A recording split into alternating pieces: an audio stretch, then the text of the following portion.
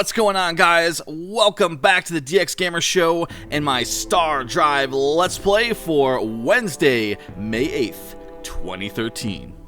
My name is OperationDx, and let's go ahead and kick off this final episode of the series. In the last episode, we designed those cruisers, which are pretty decent, although we didn't put a lot of armor on them, and if there were a lot of shield penetration weapons going against them, they probably wouldn't last all that long.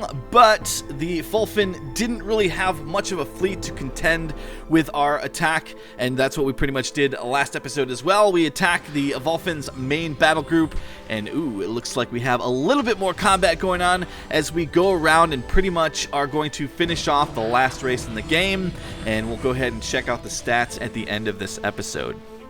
Just like in the last episode, our research is pretty freaking crazy at this point, and we don't even really kind of care. We're just filling the research tree with different technologies just because we can and we should, I guess. But there's no relevance to these because they're not really going to be used at all. In fact, we're probably not even going to have to build too many more ships, as the game pretty much is winding down at this point, and it's probably going to be pretty much all action as we take down the last remaining systems from the Vulfin. And let's go ahead and clear our info bar. We know we're at war, we know we got a whole bunch of research done, and we don't need to keep that stuff up there.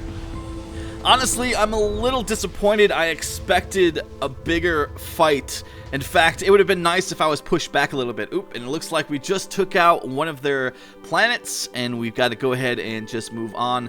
Basically, we're using a broken group system here. We've got the frigates and a bomber group, and then we have our brand new cruisers that we're using here and a bomber group, and we're pretty much just going around. I'm using those as defensive and offensive kind of thing. And look, the Vulfin actually did create a cruiser. So I was kind of confused when we did the battle in the last episode, because I wasn't sure what their icons look like, but they actually do look just like everyone else's. And that pretty much was probably their only cruiser, and now it is gone. Sad day. Now that we are in our final episode of our Stardrive Let's Play, some of you have been asking me to play Endless Space for another Let's Play. And go ahead and let me know in the comments if that's something you guys would be interested in seeing me play, and we'll go ahead and load that up and do a Let's Play of that. Now, I already have a couple planned in front, so it might be after the next two series I do, but that will be on the table if you guys want to see it, I'll do it. And there is yet another indicator telling us that a Vulfin world has fallen. Now, the difference between these guys and the Cortrazine, and the reason why I'm a little disappointed with their fleets, is they actually had more high population, high production planets. Even though the Cortrazine had that ultra rich, they didn't have much else besides those two major planets in their homeworld system. However, these guys have a lot of decent systems. They're closer to me than all the other races in the game. Well, three of the races didn't even get a chance to get off the ground because I was so aggressive in the beginning of this series. Well, at least we got to do that whole marine invasion thing in the last episode. That was kind of cool, but again, it was kind of weak sauce because they didn't have a lot of defending units. It wasn't like some of the stuff we've previously seen when we actually looked down at the planet's surface and we noticed that they had a whole bunch of troops. That would have been a little more epic and a little bit more combat for my cruisers. And look how fast my cruisers took that out. Basically fired one shot from the forward arcing phaser arrays and took out those small ships. Man, it's just not a good day for the Vulfin. So I may consider doing a Let's Play of this game again sometime in the future if there's a significant amount of changes, or I find a really cool mod to kind of play. Like I was saying in one of the previous episodes, that Star Trek mod, if that gets finished and it's pretty fleshed out, I'll probably do another one. Hopefully, it doesn't gimp the game too much. Hopefully it makes it harder. I want the game actually to be harder and a more struggling experience. Of course, that may take the Let's Play into a longer region and stretch it out a little bit longer, but it's still all good fun, and I can do things like speed up time and stuff to try to compensate for bad things going on. But it's just some thoughts and some ideas. I can Definitely come back to this in the future because it is a lot of fun, and I had a lot of fun during this whole thing. This was a great Let's Play series for me, as I really enjoyed doing it. And I'm going to go ahead and accelerate the last parts of this game, as the big battles are pretty much over, and we're pretty much just taking down the last remnants of the Vulfin's planetary systems. And I'll play the War March song one last time as we close the series and make our way to the stat screen, and I'll meet you guys back in just a second here.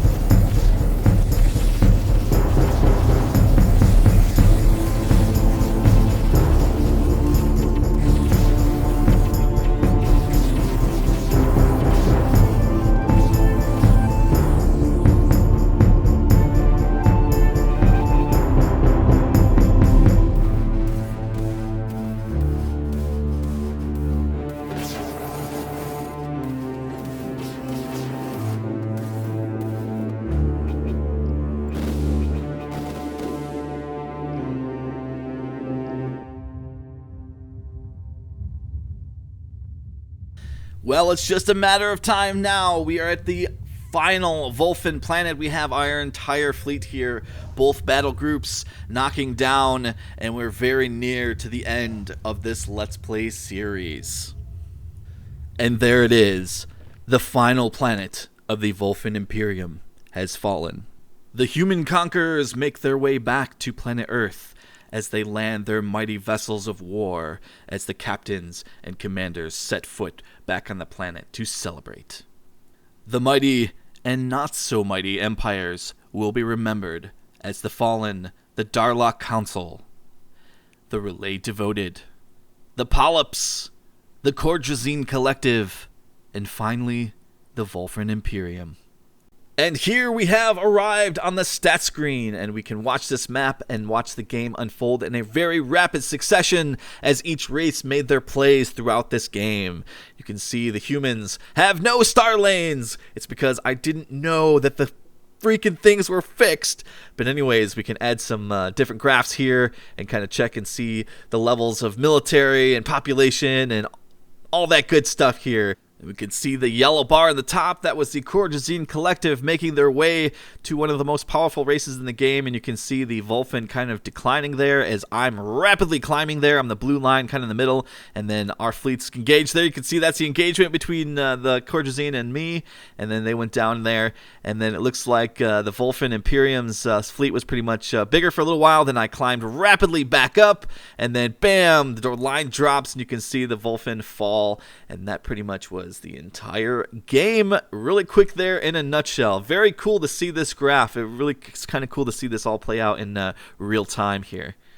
Well, guys, that's pretty much it for this series. I hope you enjoyed my Stardrive Let's Play. Check out my channel for future Let's Plays, and take care, guys.